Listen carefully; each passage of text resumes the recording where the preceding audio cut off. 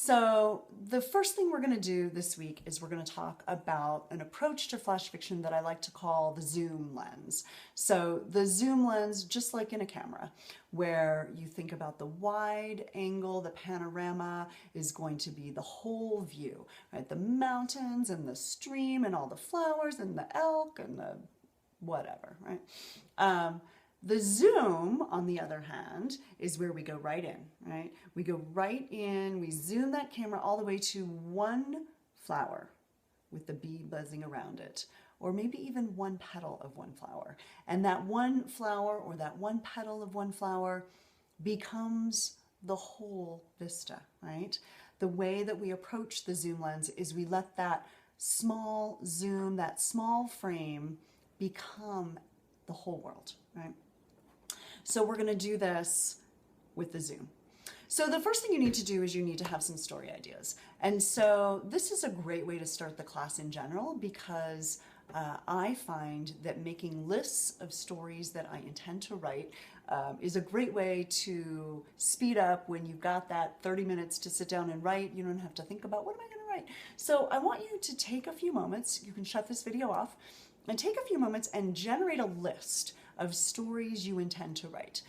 Maybe there's stories that you intend to write, but you've not gotten around to writing. Maybe it's somebody else's story. Maybe it's a story that you wrote, but you don't like the way it turned out and you're going to rewrite it.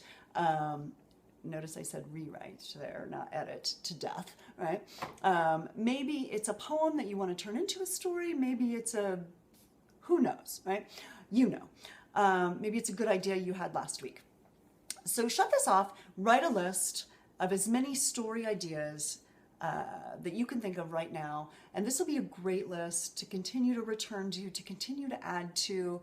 I personally keep my list on the back page of any notebook that I'm writing in. So I'm a journaler, I journal every day.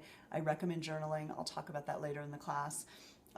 But the back page of my journal I save for story ideas. So whenever I have a story idea, even if it's in the middle of a journal entry, I switch to the back, write it down. So shut this off, go ahead and write down your story ideas.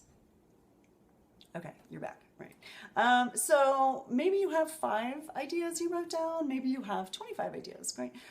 Like I said, I hope that you continue to add to it. But for today, I want you to pick 3 to 5 of those ideas. 3 to 5 of those ideas.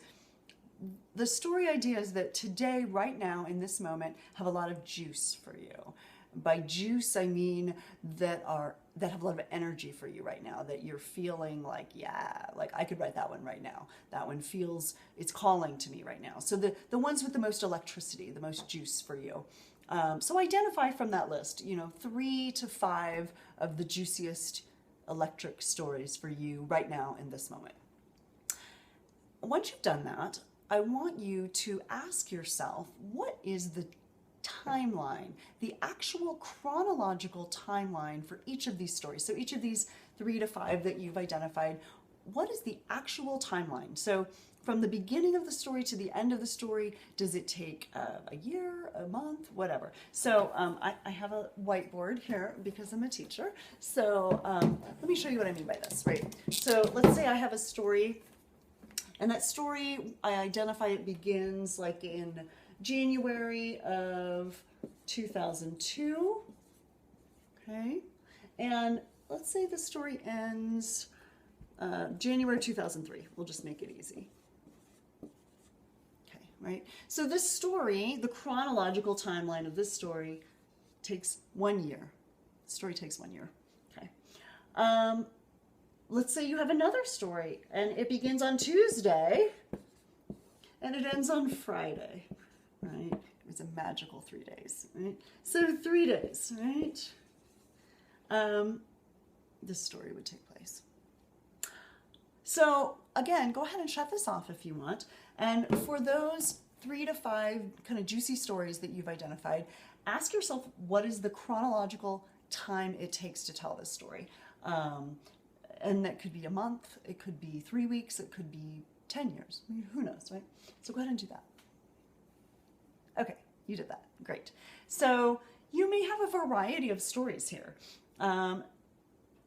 for each one of these stories, no matter how long is the chronological timeline, I want you to ask a very important question now. What in the whole timeline, the whole year, or the whole 3 days, whatever it is, what is the most important 5 minutes? 5 minutes. 5, right? Not 10, not an hour. 5 minutes. So maybe in this whole year, the most important 5 minutes was right there. And that was the conversation that we had that blew it all apart. Or maybe in the 3 days, the most important 5 minutes of the whole thing was as soon as I saw whatever. Or I don't know. You know, it's your story. So 5 minutes. What is the most important 5 minutes for each of these stories? So go ahead and identify that. Now that you've identified the most important 5 minutes of these stories, pick one or pick all this week, whatever you like, and just write that. Just the 5 minutes. No setup, no conclusions, no here's what you need to know before I can tell you this 5 minutes. None, nothing. Just the 5 minutes. Start at the beginning of the 5 minutes, end at the end of the 5 minutes. That's your story. Give it a title. Welcome to Flash Fiction. So do that with these stories, with any other stories that happen to you this week. As many on this list as draw you in.